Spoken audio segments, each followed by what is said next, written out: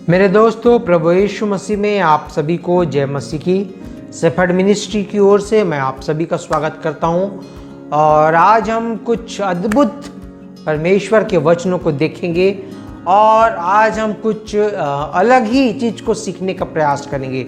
मेरे दोस्तों, सबसे पहली बात मैं आपको बताना चाहता हूं, भारत में बहुत सारे चर्चेस हैं और उसमें बहुत सारे मेंबर्स हैं, मगर उस मेंबर्स वहाँ से निकलते जाते हैं।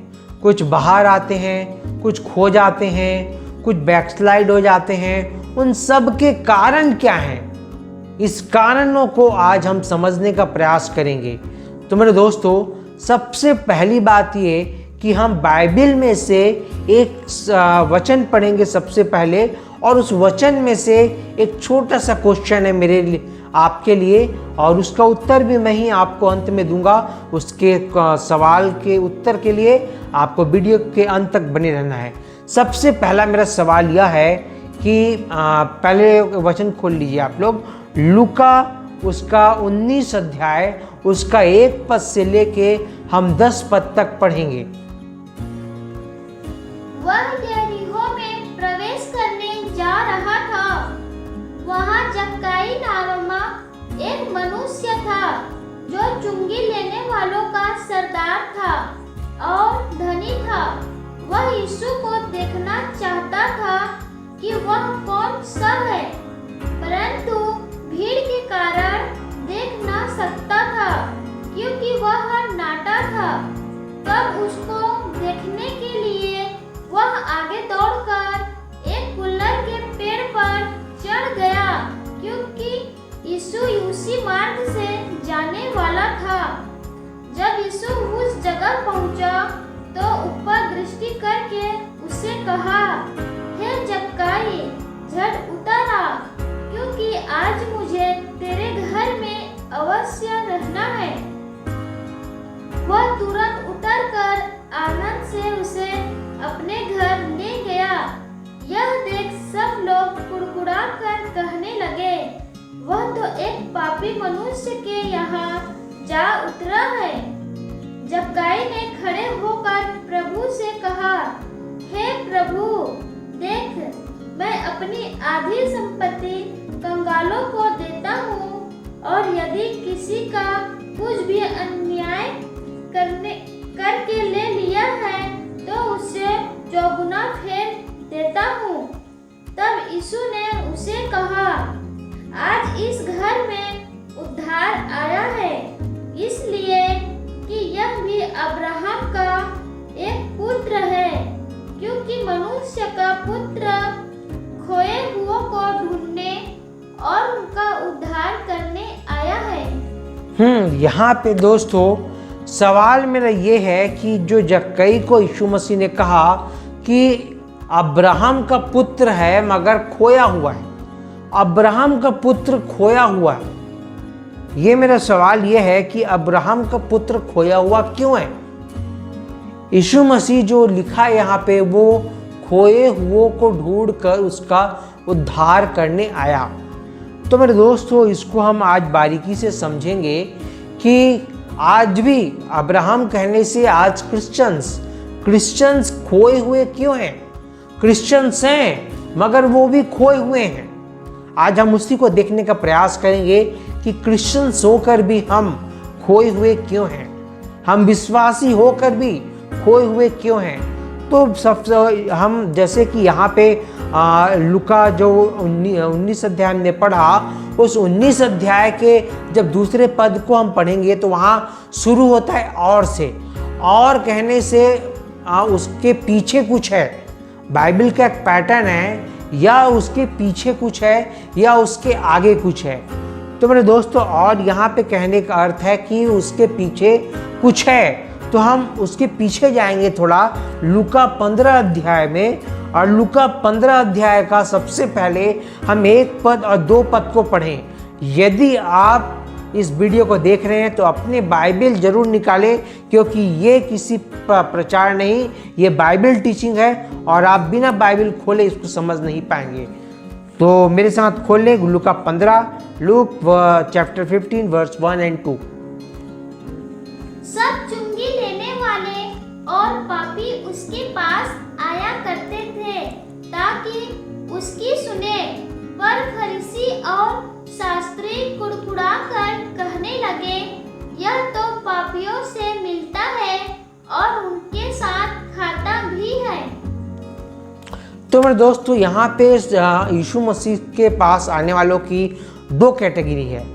पहला कैटेगरी वो है जो चुंगी लेने वाले और पापी, जो यीशु मसीह को सुनने आते थे। और second category is that Shastri और फरीसी। शास्त्री और फरीसी जो वो वहाँ यीशु मसीह के ऊपर कुड़कुड़ाते थे। जो शास्त्र के ज्ञाता थे, जो शास्त्री फरीसी थे, उनको यहाँ पे प्रभु यीशु मसीह ने 3 दृष्टांत बताए। 3, और उन 3 दृष्टांतों में हम समझेंगे कि क्रिश्चियंस आखिर में क्यों खो रहे हैं या क्यों खो गए हैं। तो दोस्तों, सबसे पहला दृष्टांत यहाँ पे प्रभु यीशु मसीह बताता है खोई हुई भेड़ का दृष्टांत। ये 15 अध्याय में ही है, मैं आगे बताऊंगा आपको। खोई हुई भेड़ का दृष्टांत। खोई हुई भेड़ में 100 भेड़ें रहती हैं, उसका एक भेड़ खोता है तो 100 में एक कितना परसेंट हुआ? 1%। और ये भेड़ कहाँ खोई थी? जंगल पे, ये बात याद रखिएगा।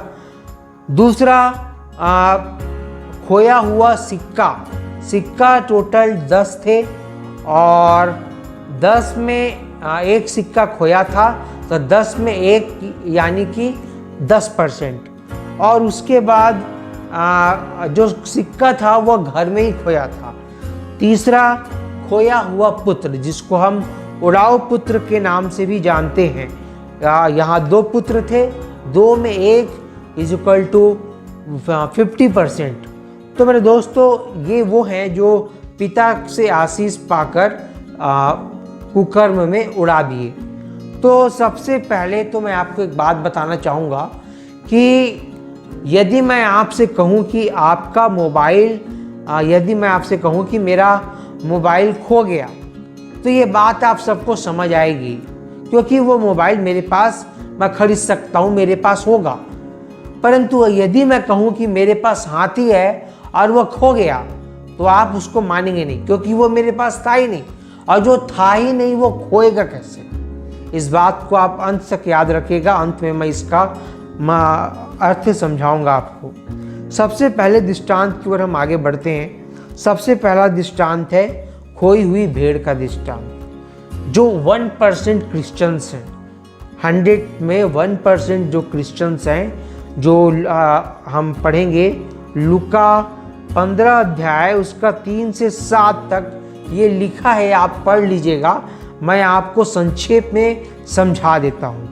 तो यहाँ भेड़ के बारे में ये सारे दृष्टांत हम लोग के लिए कोई नए नहीं है, हम सुनते आ रहे हैं, हम इन दृष्टांतों को समझते हैं, मगर इन दृष्टांतों के पीछे का मैं कॉन्सेप्ट आपको बता रहा हूँ और कुछ नहीं। तो यहाँ भेड़ कहने से फॉलोअर्स ऑफ जीसस क्राइस्ट, यीशु मसीह के आज्ञाओं पर चलने वाले, ठीक है मेरे दोस्तों। तो ये वो थे जो यीशु मसीह के आज्ञाओं पे चलते थे। और भेड़ खोई कहाँ थी? जंगल पे।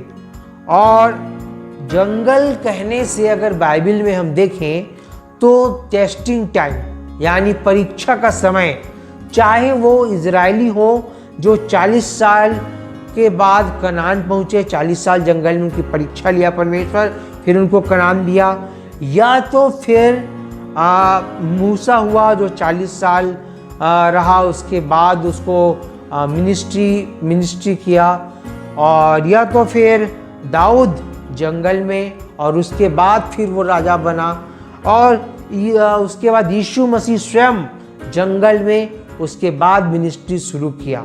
तो जंगल कहने से टेस्टिंग टाइम, परीक्षा का समय। तो मेरे दोस्तों, ऐसा नहीं है कि बहुत लोग इन एग्जाम्पल्स को देख के बहुत लोग बोलते हैं कि अगर हमको हमारा परीक्षा हो गया तो अब आपको आशीष मिलेगी, अगर हम परीक्षा में पास हो गए। तो ऐसा नहीं है। अगर हम अब्राहम के जीवन को देखें तो अब्राहम को आशीष परमेश्वर बहुत दिया, मगर परीक्षा उसका बहुत बाद में लिया। क्योंकि जब हम उत्पत्ति 22 अध्याय पढ़ते हैं तो वहाँ लिखा है इन बातों के पश्चात, यानी वो वाचा बांध दिया, सब कर लिया अब्राहम के साथ, उसके बाद उसकी परीक्षा हुई। तो मेरे दोस्तों, मैं अपने इस टॉपिक में वापस आता हूँ। हम खोई हुई भेड़ के बारे में। भेड़ कहने से वो जो आज्ञा को मानते थे, चलते थे, मगर परीक्षा में पढ़ने के बाद होता ये है कि एक आदमी, जैसे कि हम जब लूका 10 अध्याय और उसका 30 पद को हम पढ़ेंगे, लूका 10 अध्याय और उसका 30 पद को पढ़ेंगे, जहाँ हम देखेंगे कि एक व्यक्ति जब परीक्षा में पढ़ता है, ये जो आज्ञा मानने वाले हैं, ये जब परीक्षा में पढ़ते हैं तो इनके साथ सबसे पहले ये क्या करते हैं? बड़ी यीशु ने उत्तर दिया, एक मनुष्य यरूशलेम से यरीहो को जा रहा था कि डाकुओं ने घेर कर उसके कपड़े उतार दिए और मार पीट कर उसे अधमरा छोड़कर चले गए। यहाँ पे एक मनुष्य यरूशलेम से लेकर यरीहो क्यों जा रहा था? यरूशलेम कहने से परमेश्वर का भवन, परमेश्वर का राज्य, और यरीहो कहने से संसार। जब एक व्यक्ति परीक्षा में यहाँ पढ़ता है, जब आज्ञा मानता है फिर भी परीक्षा में पढ़ता है, तो उसकी नज़र संसार की तरफ होती है। और जब ये नज़र उसकी संसार की तरफ होती है तो जो शैतान है, वो जब ये यहाँ पे ये जो डाकू हैं, ये उसका वस्त्र उतार के ले गए और उसको पीट कर चले गए, लूटा नहीं। तो ये किस प्रकार के डाकू थे? उन्होंने उसका धार्मिकता का वस्त्र उतार लिया और उसको कष्ट दे दिया, और फिर वो यहाँ पहुँच गया यरीहो में। तो मेरे दोस्तों, कहने का मतलब मेरा यह है कि हमको ये जब परीक्षाएं होती है, इस तरीके की जब परीक्षा होती है, तो उस जंगल में खोजने के लिए उसको कौन गया? चरवाहा गया। उसको खोजने के लिए चरवाहा गया। तो पहले तो मैं आपको ये बता दूं कि परीक्षा जो होती है, जो जंगल होता है, टेस्टिंग टाइम, ये परीक्षा परमेश्वर आखिर में लेता क्यों है? इसका जवाब हम देखेंगे। सबसे पहले खोल लीजिए मेरे साथ व्यवस्था विवरण, उसका 8 अध्याय और उसका 2 पद हम पढ़ेंगे। और स्मरण रख कि तेरा परमेश्वर यहोवा उन 40 वर्षों में तुझे सारे जंगल के मार्ग में से इसलिए ले आया है कि वह तुझे नम्र बनाए और तेरी परीक्षा करके यह जान ले कि तेरे मन में क्या क्या है, कि तू उसकी आज्ञाओं का पालन करेगा या नहीं। यहाँ पे दोस्तों 3 बात है। 3 बात की वजह से परमेश्वर हमारी परीक्षा लेता है। पहली बात तो यह कि हम नम्र हैं कि नहीं, या वह जांचता है परीक्षा लेके। दूसरी बात, हमारे मन में क्या क्या चल रहा है यह देखता है परीक्षा करके। तीसरी बात, ये परीक्षा करके यह देखना चाहता है कि हम उसकी आज्ञाओं को आगे मानेंगे कि नहीं। कहने का मतलब है ये टोटली आर्मी का सिस्टम है। आर्मी में एक कमांडर का, एक जो सैनिक होता है, वो उसके कमांडर का हमेशा आज्ञा को मानना जरूरी है। वो बोले कूद तो कूद, उसको जो बोले वो करना है। ओबीडियंट होना पड़ता है एक सैनिक को। जब परमेश्वर ने इस पृथ्वी को बनाया तब उत्पत्ति में लिखा है कि उसकी सारी सेना का बनाना समाप्त हुआ। हम भी उसकी सेना में हैं। तो दोस्तों, हम भी सैनिक हैं। हमको ओबीडियंट होना है। हमारा कमांडर परमेश्वर है, उसकी आज्ञाओं को हमको मानना जरूरी है।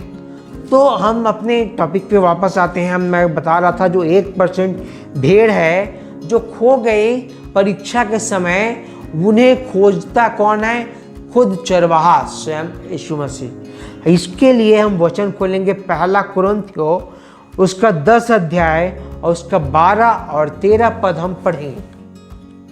इसलिए जो समझता है मैं स्थिर हूँ, हाँ, पहली बात तो ये कि जो समझता है कि आप समझ रहे हैं कि आप स्थिर हैं, आप आज्ञा मान रहे हैं, तो आप सबसे पहले चौकस हो जाए। किसी आदमी को शैतान गिराने के लिए 1 सेकंड लगता है उसको गिराने के लिए। आगे कि कहीं गिर ना पड़े। कहीं आप गिर ना जाएं। यरीहो में तुम किसी ऐसी परीक्षा में ना पड़े जो मनुष्य के सहने से बाहर है। परमेश्वर सच्चा है और वह तुम्हें सामर्थ्य से बाहर परीक्षा में ना पड़ने देगा, वरन परीक्षा के साथ निकास भी करेगा कि तुम सह सको। तो मेरे दोस्तों, बात यहाँ पे यह कह रही है, ये वचन, कि परमेश्वर तो हमें उतना ही परीक्षा में डालता है जितना हम सह सके, हमारे सहन शक्ति से बाहर नहीं डालता।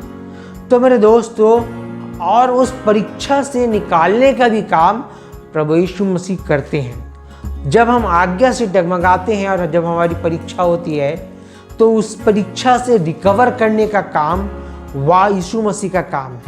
अगर हम भटक गए, अगर उस 1% भेड़ में अगर हम आते हैं और हम भटक गए या खो गए, तो स्वयं यीशु मसीह हमको खोज लेगा, हमको रिकवर करेगा। एक आदमी जब फेलोशिप कहने से संगति, जब एक व्यक्ति 1% यानी एक व्यक्ति जब संगति से बाहर जाता है, तब उसका खोने का चांस ज़्यादा रहता है। आप जहाँ भी हैं संगति में रहें, फेलोशिप से दूर ना जाएं। अगर आप संगति से बाहर गए तो आपके खोने का चांस ज़्यादा है, क्योंकि वचन कहता है, पहला पतरस उसका 5 अध्याय और उसका 8 पद अगर आप पढ़ेंगे तो उसमें लिखा हुआ है, पढ़िए, सचेत हो और जागते रहो, क्योंकि तुम्हारा विरोधी शैतान गरजने वाले सिंह के समान इस खोज में रहता है कि किसको फाड़ खाए। वो शैतान गरजने वाले सिंह के समान है और इस ताक में रहता है कि कब किसको फाड़ खाए।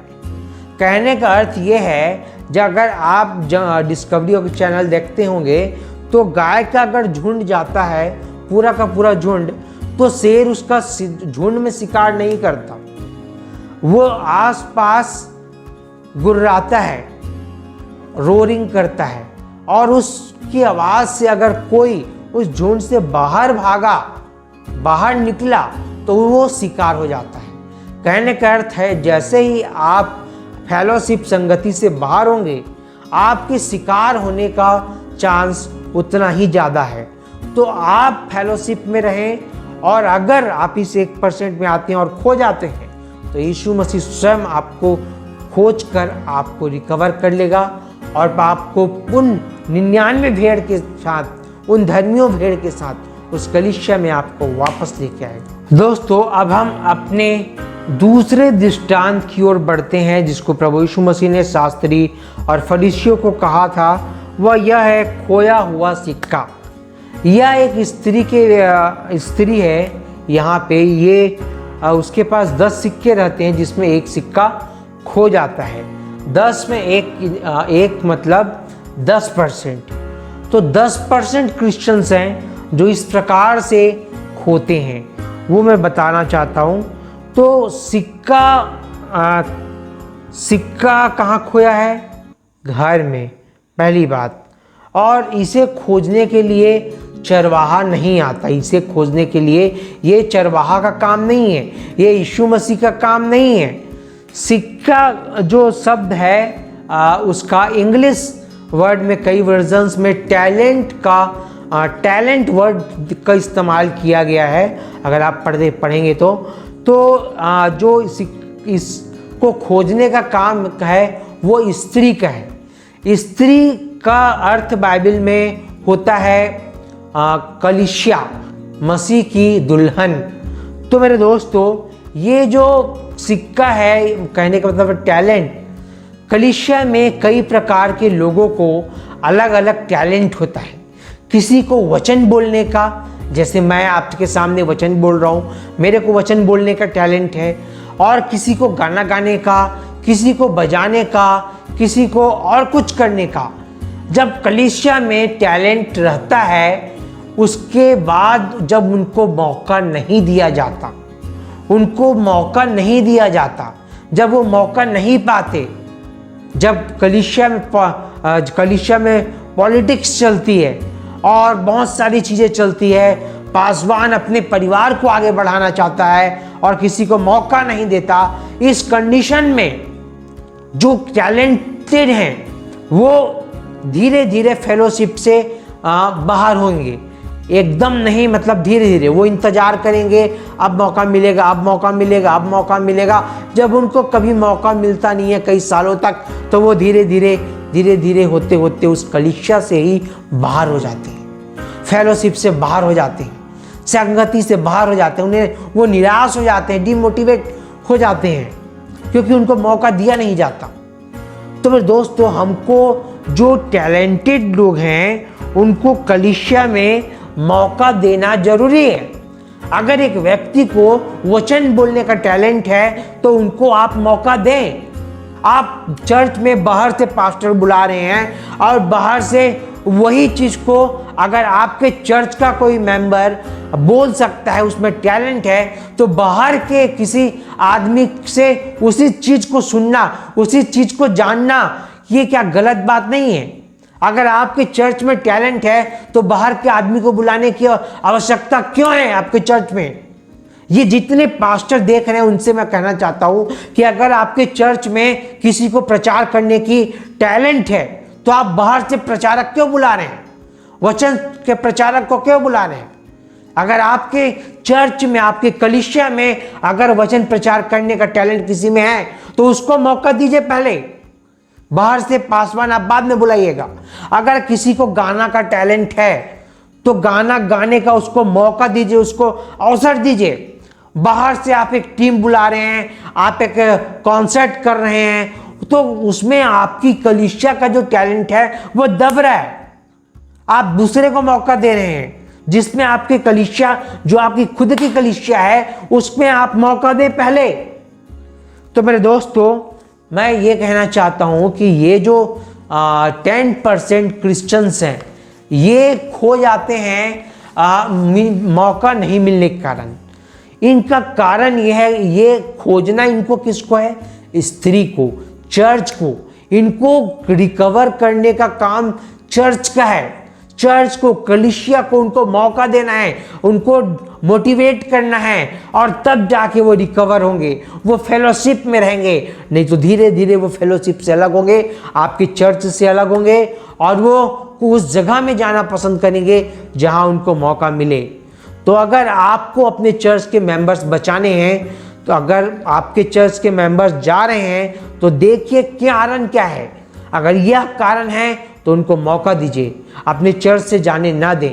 और दूसरी बात यह है मेरे दोस्तों, मैंने थोड़ा कुछ अलग बात बताना चाहता हूं मैं आपको, कि मैंने देखा है कई कलीसियाओं में जो पास्टर्स हैं वो जो टैलेंटेड है, जिनमें प्रचार करने की क्षमता है, उनको भी बोलते हैं कि आप चर्च में आओ, उनको भी बोलते हैं आप चर्च में आओ। अरे भाई, यीशु मसीह ने आज्ञा दिया है चेला बनाओ और सारी पृथ्वी में प्रचार करना है हमको। तो अगर उसमें टैलेंट है तो उनको और बताओ, उनको और सिखाओ और समझाओ और उनको जाने दो, उनको प्रचार करने दो, तो तभी तो पूरा पृथ्वी में प्रचार होगा मेरे पास्टरों। तो आप ऐसे लोगों को जो आपके चर्च में प्रचार करने की क्षमता है, उनको और ज्ञान दे, जितना ज्ञान आपके पास है दे, और उन्हें जाने दें, और जाने दें, उनको अपनी कलीसिया बनाने दें, उनको प्रचार करने दें। और उनको भी यही सिखाइए कि जो आपकी कलीसिया में टैलेंटेड है, जो प्रचार करने की क्षमता है, उनको आगे जाने दें, उनको अपने पकड़ के ना रखें। पकड़ के रखने से प्रचार नहीं फैलेगा। क्योंकि हम बाइबल में देखते हैं, सबसे पहले बेबीलोन में देखते हैं, जब सब लोग एक जगह इकट्ठे हो गए तो परमेश्वर ने भाषा में गड़बड़ी डाली और ताप पृथ्वी में फैले। और नए नियम में हम देखते हैं, प्रचार जब फैल नहीं रहा था तो स्टेफनुस को मरना पड़ा, तभी पूरी जो चेले थे वो पृथ्वी में फैले। इसी प्रकार आप जो अगर जिसके पास टैलेंट है उसको जाने दें और फैलाने दें। तो मेरे दोस्तों, अगला जो हमारा दृष्टांत है वह यह है उड़ाऊ पुत्र का दृष्टांत, खोया हुआ पुत्र। इसमें 2 पुत्र हैं, 2 में 1 यानी 50% क्रिश्चियंस का हाल क्या है मैं अभी बताता हूँ आपको। जब हम इसका 12वां पद इसका जब हम 12 पद पढ़ते हैं, लूका 15 अध्याय का 12 पद पढ़ते हैं, तो यहाँ पे मुझे कुछ समझ नहीं आया। आप पढ़ लीजिएगा इसको पूरा, 11 से लेके 23 तक ये पूरा दृष्टांत को मैं संक्षेप में आपको समझा देता हूँ। ये जो पुत्र था जो यूजलेस था, किसी काम का नहीं था, और जो दूसरा बेटा था वो काम का था, आज्ञाकारी था। परंतु ये जो पिता है, 12 पद में जब पुत्र ने बंटवारा मांगा तो पिता ने तुरंत दे दिया, ना तो उसे समझाया, ना डांटा, कुछ भी नहीं, सीधा दे दिया। तो ये बात मुझे कुछ समझ नहीं आई कि ऐसा कौन सा पिता है जो डायरेक्टली दे दिया। परंतु बाद में जब मैं अच्छे से जब वचनों को पढ़ा तब मुझे समझ आया कि ये परमेश्वर का गुण है। कहने का अर्थ ये है कि मैं आपको इसको अच्छे से समझाता हूँ। ये बंटवारा जब हो गया, ये बट गया, जब इसका हिस्सा मिल गया तो सबको समेट के ये कोई राज्य नहीं, ये कोई दूसरा देश ही चला गया। और उस देश में अकाल पड़ा, और अकाल पड़ने के बाद वो कुकर्म में सारे पैसे उड़ा दिए, ऐश की ज़िंदगी बिताया, और अंत में उस देश में अकाल पड़ा और उसकी दशा सुअरों की जैसी होगी। सुअर चराता था वो, उसकी सुअरों की जैसी हालत होगी। सुअर कहने से उसको आप नहला धुला कर किसी परफ्यूम लगा लो, अच्छे साबुन से नहला लो और लाखों के बेड में सुलाओ, उसको मज़ा नहीं आएगा। उसको मज़ा वहीं आएगा उस कीचड़ में। तो मेरे दोस्तों, कहने का मतलब ये है कि ये जो पुत्र था ये अपना सारा संपत्ति लेके कुकर्म में उड़ा दिया। उसी प्रकार से हम जैसे कि जो क्रिश्चियंस फैमिली है उनमें खाने से पहले, जब खाने के टेबल में हम बैठते हैं या खाना जहाँ हम खाते हैं वहाँ सबसे पहले हम प्रार्थना करते हैं।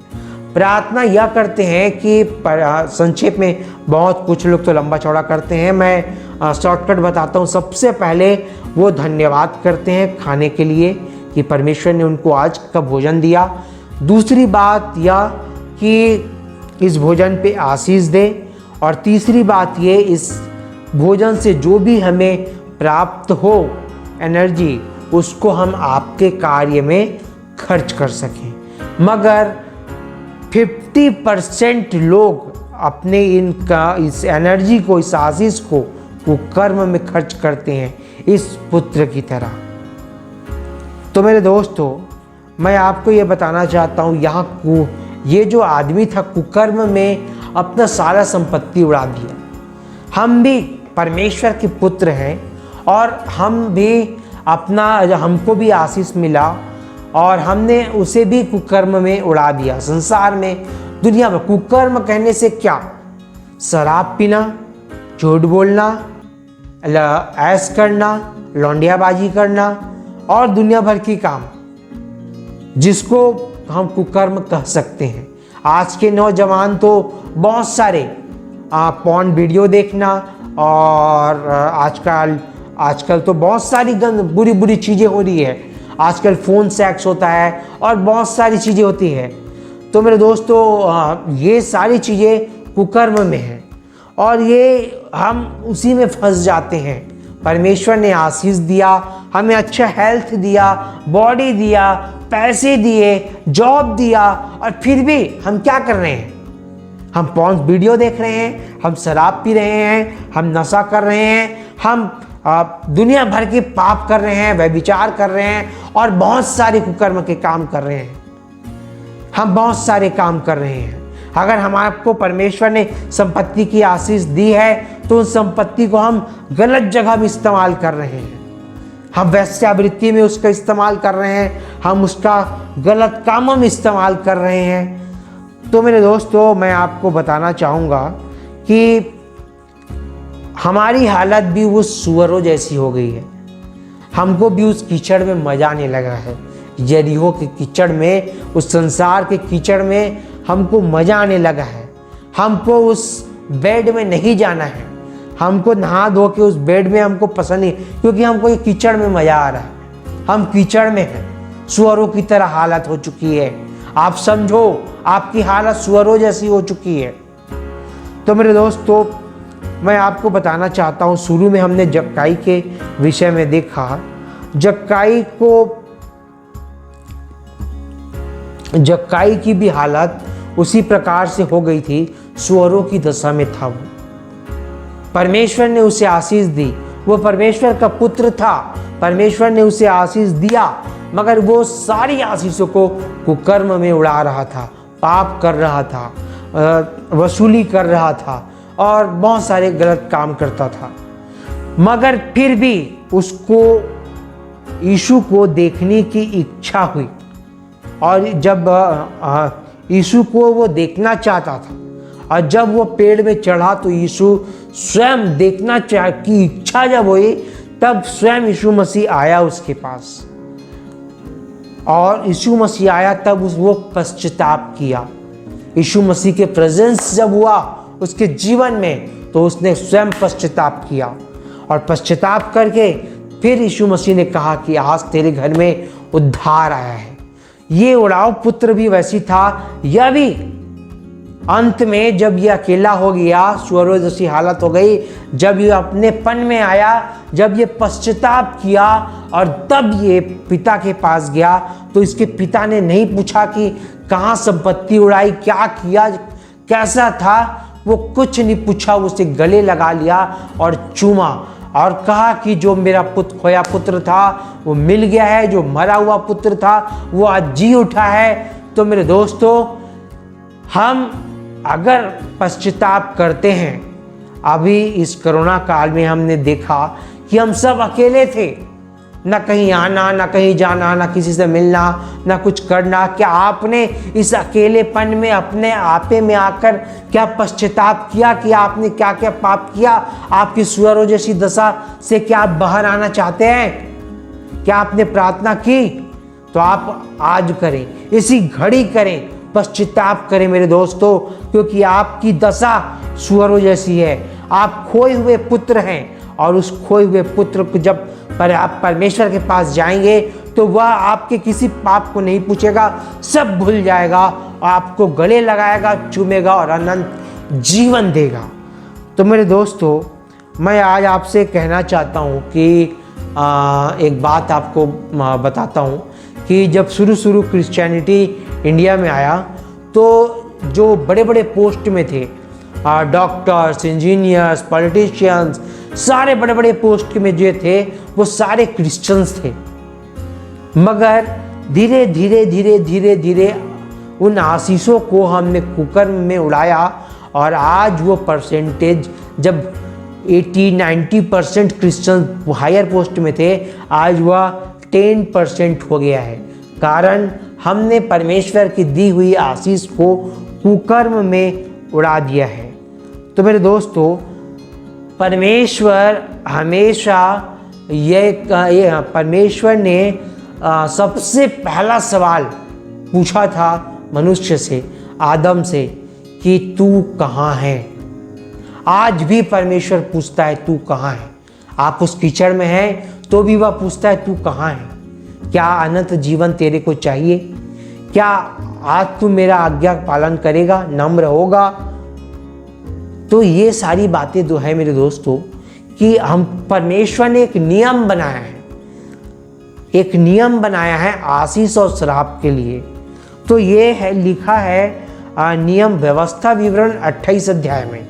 इस 28 अध्याय में टोटल 68 वर्सेस हैं, और 68 वर्सेस में 14 वर्सेस ही हैं जिसमें ब्लेसिंग से आशीष है। और उसके बाद मतलब अगर हम 1 to 14 पढ़ें, वर्ष 1 to 14 तो उसमें आशीष है, और 14 to 68 वर्ष तक पढ़ें तो उसमें श्राप ही श्राप है। तो मेरे दोस्तों, क्या आप आशीष पाना चाहते हैं तो व्यवस्था विवरण 28 अध्याय को एक बार अच्छे से पढ़ लीजिएगा, तभी आपको समझ आएगा कि आपके जीवन में आशीष होगी या श्राप है। दूसरी बात यह है कि आज के जो विश्वासी हैं, जो मसीह है, जो नए नए विश्वास में आते हैं, वो यह समझ लेते हैं कि हमने यीशु मसीह का नाम को धारण कर लिया, हमारा उद्धार हो गया, अब हमें हमारे जीवन में आशीष ही आशीष होगी। नहीं मेरे दोस्तों, वे धोखे में हैं, वो कंफ्यूज हैं। आप कंफ्यूज हो अगर नए विश्वासी हो तो, क्योंकि ये आशीष जो है वो ओबीडियंसी, आज्ञाकारिता पे डिपेंड करती है, ना कि आपके यीशु मसीह के नाम को जानने पे या प्रार्थना करने पे या बाइबल पढ़ने पे या चर्च जाने पे। यह आशीष सिर्फ डिपेंड करती है आपके आज्ञा पालन पे। तो कृपया आप इन आज्ञाओं को, परमेश्वर की दी हुई सारी आज्ञाओं का पालन करें अगर आपके जीवन में आशीष ही आशीष चाहिए तो। दूसरी बात यह है कि जो लोग, हम परीक्षा में की बात कर रहे थे, जो परीक्षा में पढ़े, जो जंगल में थे, 1% भेड़, 1% फॉलोअर्स, उन्हें तो चरवाहा खोज लिया। दूसरा जो टैलेंटेड थे, जो खोए हुए सिक्का का दृष्टांत है, जो टैलेंटेड थे उसको चर्च कलीसिया ने खोज लिया है। तीसरा जो आशीष लेकर कुकर्म में उड़ा दिया और स्वयं पिता के पास, वो उसको कोई नहीं खोजेगा, उसको स्वयं पिता के पास आना पड़ेगा। उड़ाऊ पुत्र के दृष्टांत में उसका पिता उसको खोजा नहीं, उसके इंतजार किया। उसी प्रकार से जब आप आशीष पाके कुकर्म में उड़ाने शुरू कर देंगे, आप संसार में चले जाएंगे, तो परमेश्वर आपको नहीं खोजेगा, कलीसिया आपको नहीं खोजेगी। अगर आप किसी चर्च के मेंबर हो और आप दारू पीना शुरू किए, तो चर्च का पासबान क्या आपको चर्च में आने देगा? नहीं आने देगा, और आने देना भी नहीं चाहिए। तो मेरे दोस्तों, उसी प्रकार से जो व्यक्ति खो गया, जो आशीष पाकर खो चुका है, कुकर्म में फंस चुका है, वो उसको स्वयं ही आना पड़ेगा, स्वयं ही पश्चाताप करके अपने जीवन में परिवर्तन लाना पड़ेगा, उसको आज्ञा पालन करना पड़ेगा, तभी पिता उसको गले लगाकर चूमेगा, तब अनंत जीवन का वह वारिस होगा, अधिकारी होगा। मेरे दोस्तों, एक वचन हम पढ़ेंगे, रोमियो उसका 2 अध्याय और उसका 1 पद से लेके 3 पद तक हम पढ़ेंगे। इस कुकर्म के विषय में हम अच्छे से देखेंगे। हे दोष लगाने वाले, तू कोई क्यों ना हो, तू निरुत्तर है, क्योंकि जिस बात में तू दूसरे पर दोष लगाता है, उसी बात में अपने आप को भी दोष ठहराता है, इसलिए कि तू जो दोष लगाता है स्वयं ही वह काम करता है। हम जानते हैं कि ऐसे ऐसे काम करने वालों पर परमेश्वर की ओर से ठीक ठीक दंड की आज्ञा होती है। हे मनुष्य, तू जो ऐसे ऐसे काम करने वालों पर दोष लगाता है और आप में ही काम करता है, क्या यह समझता है कि तू परमेश्वर की दंड की आज्ञा से बच जाएगा? मैं यही समझा रहा था कि आज बहुत सारे मसीह हैं जो दूसरे लोगों को देखकर, अन्य जाति को देखकर कहते हैं कि ये नाश होने वाले हैं। मगर मेरे दोस्तों, अगर एक अन्य जाति का व्यक्ति अगर शराब पी रहा है और एक क्रिश्चियन है, एक मसीही है, वो भी शराब पी रहा है, वो काम वही कर रहा है, ये काम यही कर रहा है, मगर ये बोलता है कि वो नाश होगा। अगर आप भी वही काम कर रहे हो जो एक अन्य जाति कर रहा है, तो क्या आपके ऊपर वो नियम लागू नहीं होता? इस वचन को आप ध्यान से पढ़िएगा। अगर आप दोष लगा रहे हो तो पहले आप देख लो कि आपका जीवन कैसा है, तो आपके साथ भी वही न्याय होगा। आप कंफ्यूजन में हो कि आप अगर क्रिश्चियन हो तो वो आप बच गए, आप अनंत जीवन, आप नरक नहीं जाओगे, आपको श्राप नहीं मिलेगा, ये गलत बात है। आशीष ओबीडियंसी के ऊपर मिलती है, आज्ञाकारिता के ऊपर मिलती है। अन्य जाति के ऊपर आप दोष लगाते हो और वही काम आप खुद करते हो, तो आप भी दोषी हुए और आप भी उस श्राप के भागीदारी होगे। सीधा बोल रहा हूं मैं आपको, क्योंकि बहुत सारे लोग ये बात को समझाते नहीं है। आप समझ लीजिए कि आप भी दोषी हैं और आपके साथ भी वही न्याय होगा जो उस अन्य जाति के साथ होगा। चाहे आप कितना भी प्रार्थना करें, चाहे कितना भी बाइबल पढ़ें, अगर आपके जीवन में आज्ञाकारिता नहीं है तो आपका न्याय भी उस अन्य जाति की तरह ही होगा। जिसके ऊपर आप दोष लगाते हो, जिसको आप बोलते हो कि वो नाश होगा, तो आप भी नाश होगे, याद रखिएगा। तो मेरे दोस्तों, इसी का हम चौथा पद पढ़ेंगे। रोमियो 2 अध्याय का चौथा पद हम पढ़ लेंगे।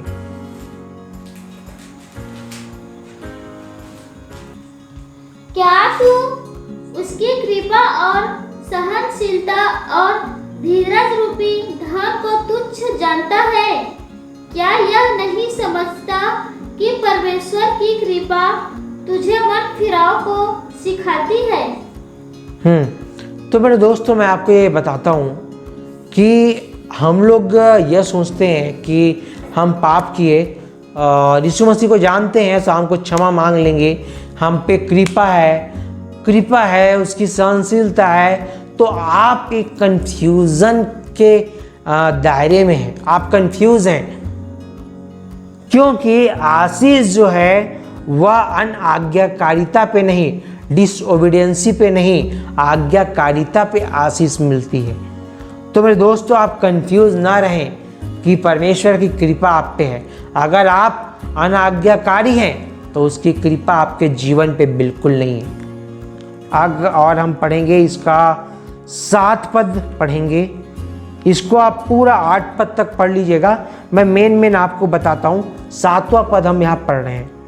जो सुकर्म में स्थिर रहकर महिमा और आदर और अमरता की खोज में है, उन्हें वे अनंत जीवन देगा। हाँ, जो सुकर्म, कुकर्म नहीं, सुकर्म मतलब अच्छे कार्य, आज्ञाकारिता में जो जीवन, जिनके जीवन में आज्ञाकारिता है वही अनंत जीवन पाएंगे, उन्हीं को आशीष मिलेगी, अनाज्ञाकारिता को नहीं मिलेगी। इस बात को आप ध्यान रखिएगा। उसके बाद हम 8वां पद पढ़ लेते हैं।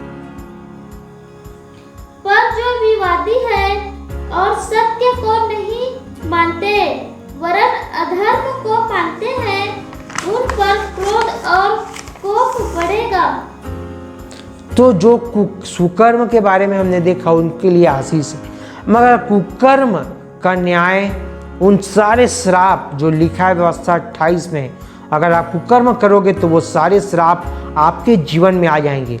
आप अपने जीवन को जांचिए कि आपके जीवन में श्राप है या आशीष है, व्यवस्था विवरण 28 अध्याय पढ़ के। दूसरी बात ये मैं बताना चाहूँगा, यहाँ पे पौलुस उसी उड़ाऊ पुत्र के दृष्टांत को ही, उस पैरेबल को ही डिस्क्राइब कर रहा है अपने लैंग्वेज पे, अपने भाषा पे, यहाँ पे लिख कर, अपनी इस पत्री पे लिख कर उसने समझाया है उस उड़ाऊ पुत्र के ही दृष्टांत को। तो मेरे दोस्तों, हाँ, यीशु ने, अब हम जो मेन पॉइंट था कि यीशु इब्राहिम का पुत्र बोलकर यीशु मसीह ने ये जक्कई को अब्राहिम का संतान कहा, उसके बाद खोया हुआ भी कहा, और उसके बाद शास्त्री फरीसी को यह दृष्टांत क्यों बताया? इन 3 दृष्टांत को बताने के पीछे उसका कारण क्या था? कारण ये था कि बेटा तो था, अब वो सारे पुत्र थे, वो सारे परमेश्वर को जानते थे सब, मगर संसार में खो गए थे, वो कुकर्म में थे, वो खो चुके थे। इसीलिए जक्कई को कहा कि आज तेरे घर में उद्धार है, क्योंकि उसने पश्चाताप किया। दोस्तों, मैं आपको एक बात बताना चाहता हूँ कि जक्कई जो था वो नाटा था, और एक नाटा आदमी को पेड़ में चढ़ने के लिए कितनी मेहनत करनी पड़ती होगी, तो वो कितनी मेहनत किया होगा यीशु मसीह को देखने के लिए। और जब देखने के लिए मेहनत किया तो यीशु मसीह स्वयं उसके पास आया और स्वयं इसके पास आया और उसके जीवन में एक परिवर्तन आ गया। उसने पश्चाताप किया और उसके जीवन में उद्धार आ गया। दोस्तों, क्या आज आप जो ये वीडियो देख रहे हैं, क्या आज आपके लिए एक सवाल है मेरे पास? क्या आप आज यीशु मसीह को देखना चाहते हैं? अभी क्या आप यीशु मसीह को देखना चाहते हैं? अगर देखना चाहते हैं तो जक्कई की तरह एक बार कोशिश करिए, मेहनत करिए और यीशु मसीह को देखने का प्रयास करिए। अंदर से इच्छा होनी चाहिए, मन से इच्छा होनी चाहिए यीशु मसीह को देखने का। जब मन से इच्छा होगा यीशु मसीह को देखने का, तब यीशु मसीह स्वयं आपके पास आएगा और आपके जीवन में परिवर्तन आएगा। आप पश्चाताप करेंगे अपने पापों के लिए और आप पश्चाताप करने के बाद आपके जीवन में आशीष आएगी अगर आप आज्ञाकारिता में रहे तो, और आपके जीवन में उद्धार आएगा। तो मेरे दोस्तों, मैं आपको ये बताना चाहता हूँ कि खोया हुआ, जो मैंने शुरू में ही बताया था, उसको याद रखने के लिए आपको बोला था कि मोबाइल मेरे पास है, खो गया, मैं बोलूँगा तो समझ आता है। अगर हाथी खो गया बोलूँगा तो वो जो था ही नहीं, वो खोएगा कैसे? तो जो खोया हुआ है वो बाहर के लोगों की बात इन दृष्टांत में नहीं है।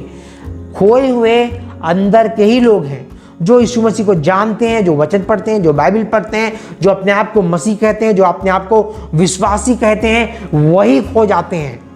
और इन्हीं के बैकस्लाइड होने का कारण मैंने आज आपको बताया। ये क्यों चर्च छोड़ते हैं, क्यों छोड़ देते हैं? आज बड़ी बड़ी मीटिंग्स में चंगाइयाँ होती है और चंगाई होने के बाद उसमें से कितने % लोग बाइबल पढ़ते होंगे, कितने % लोग चर्च जाते होंगे और कितने % लोग परमेश्वर को प्रार्थना करते होंगे। चंगाई पाए और वापस उसको कुकर्म में शुरू कर देते हैं जिंदगी। तो मेरे दोस्तों, ये बड़े बड़े मीटिंग करने से कुछ नहीं होता। आपको सबसे पहले परमेश्वर का वचन का ज्ञान जरूरी है। जब आपको ज्ञान होगा तो, क्योंकि बाइबल कहती है मेरी प्रजा मेरे ज्ञान के ना होने से नाश हो रही है। यही कारण है आज क्रिश्चियंस क्यों भारत देश में क्रिश्चियंस की इमेज इतनी खराब बन चुकी है, क्योंकि हमने अपनी आशीषों को कुकर्म में उड़ा रहे हैं। अगर हम अपने आशीषों को कुकर्म में ना उड़ाएं तो हमारा क्रिश्चियंस का भारत देश में एक इमेज ही अलग होगा। हमारा इमेज बहुत अच्छा होगा मगर बहुत खराब है। तो मेरे दोस्तों, मैं ये कहना चाहता हूँ आपसे कि आप कुकर्म में ना जाएं। बड़ी मीटिंग्स में जब चंगाइयाँ होती है, लोग चंगे होते हैं, एक से एक चंगाई होती है। मैंने भी वीडियो देखे हैं, एक से एक चंगाई होती है। लंगड़े चलते हैं, कहीं कहीं तो मुर्दे तक जिंदे हो जाते हैं और बड़ी बड़ी बीमारियाँ, कैंसर ठीक हो जाता है, गांठ गायब हो जाते हैं, गोले गायब हो जाते हैं। मगर उसमें से चंगाई पाने के बाद कितने % लोग यीशु मसीह को फॉलो किए? चंगाई तो वहाँ मिल गई, तो क्या आप उनको आप समझाए वचन यीशु मसीह के बारे में? क्या आपने उनको बताया? क्या किसी ने बताया उनको? जिस पास्टर ने मीटिंग ऑर्गेनाइज किया था, वो जो चंगाई पाया, उसका एड्रेस नंबर लेके क्या उसे घर जाके उसको वचन बताया उसने? और अगर नहीं बताया तो वो तो बैकस्लाइड हो गया, वो पहले ही खो गया। आशीष पाया और वापस संसार में। कुछ देर में उसकी आशीष रहेगी क्या? चंगाई कब तक टिकेगी उसकी? तो मेरे दोस्तों, बड़ी मीटिंग ऑर्गेनाइज करने से अच्छा आप घर घर जाके प्रचार करें, जो कि अभी संभव नहीं, फिलहाल तो नहीं है। मगर जब ये वायरस ख़त्म होगा तो आप घर घर जाके एक व्यक्ति को समझाएं कि यीशु मसीह को देखने का वो प्रयास करें। और ये सब चंगाई, मैं ये नहीं कहता चंगाई जरूरी नहीं है, बीमारियों को चंगाई जरूरी है, पर जो चंगे होते हैं उनको आप वचन भी समझाइए, परमेश्वर का ज्ञान दीजिए, ताकि वो वापस संसार में ना जाए, वो यरीहो की ओर ना जाए, वो यरूशलेम की ओर जाए। तो मेरे दोस्तों, आज का मतलब यही था कि क्रिश्चियंस बैकस्लाइड क्यों हो रहे हैं, क्रिश्चियंस खो क्यों रहे हैं, क्रिश्चियंस हैं मगर खो रहे हैं। यीशु मसीह ने इसीलिए कहा कि मैं खोए हुओं का उद्धार करने आया हूँ। तो यीशु मसीह ने क्रिश्चियंस को ही, जो यीशु मसीह को जानते हैं, जो उनको मानते हैं, उनका ही वो उद्धार करने आए। बाकी जो जो यीशु मसीह को जानते ही नहीं है वो तो है ही नहीं, वो जो था ही नहीं वो खोएगा कैसे? जो जानता ही नहीं वो खोएगा कैसे? तो मेरे दोस्तों, अब बचाएं अपनी इन वचनों को, समझें और लोगों को बचाएं, अपने चर्चेस को बचाएं, लोगों को खोने से बचाएं, उनको बैकस्लाइड होने से बचाएं, फेलोशिप से दूर होने से बचाएं। और आज हम एक छोटी सी बात कहना चाहता हूं मैं आपको। मैं कुछ इतने दिनों से वीडियो नहीं बना रहा था, कुछ नया, जब परमेश्वर कुछ नया मुझे देगा तो आगे फिर मैं आपके सामने आऊँगा। और कुछ दिन मैं बहुत बड़े प्रोजेक्ट पे काम कर रहा हूँ जिसका नाम है DBN, डेली बाइबल न्यूज़। ये हर दिन के लिए एक वर्स रहेगा और उसका एक्सप्लेनेशन रहेगा। आपको इसके बारे में मैं अगली वीडियो में बताऊंगा अच्छे से क्लियर। और ये प्रोजेक्ट पूरा 360 दिन के लिए है, पूरे एक साल के लिए है। और एक साल तक आपको हर दिन वचन मिलेगा। तो मैं उसको एक ही बार अपलोड करके उसका एक वेबसाइट बना के आप उसको रीड कर सकते हैं, वीडियो देख सकते हैं, ऑडियो सुन सकते हैं, सब कर सकते हैं। तो ये प्रोजेक्ट सफल हो उसके लिए आप सभी से निवेदन है, जो देख रहे हैं प्रार्थना करिएगा। और उसके बाद भी मेरा बहुत बड़े बड़े प्रोजेक्ट्स हैं, तो सब के लिए प्रार्थना करिएगा। मैं आपसे आज अलविदा लेता हूँ। प्रभु यीशु मसीह के नाम में आप सभी को जय मसीह।